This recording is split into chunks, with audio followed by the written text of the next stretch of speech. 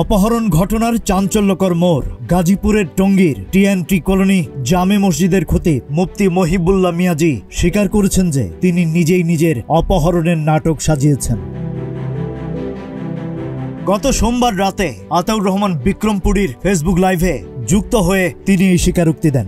লাইভে তার কন্যা প্রথমে জানান তার বাবা নিজেই স্বীকার করেছেন যে সবকিছু তিনি নিজের ইচ্ছায় করেছেন।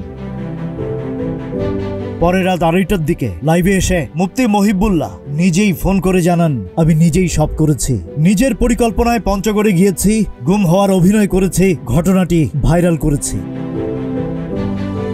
এর আগে তিনি দাবি করেছিলেন গেল 22 অক্টোবর সকালে টঙ্গীর একটি সিএনজি ফিলিং স্টেশনের সামনে থেকে তাকে অপহরণ করা হয় এবং পরদিন হাত পা বাঁধা অবস্থায় তাকে পঞ্চগড় থেকে উদ্ধার করা হয়। তিনি উড়ো চিঠিতে হুমকি পাওয়ার কথাও বলেছিলেন। এই ঘটনা নিয়ে আর বাড়াবাড়ি না করার জন্য তিনি সবাইকে অনুরোধ জানিয়েছেন। Rajib Raihan, news flash 71।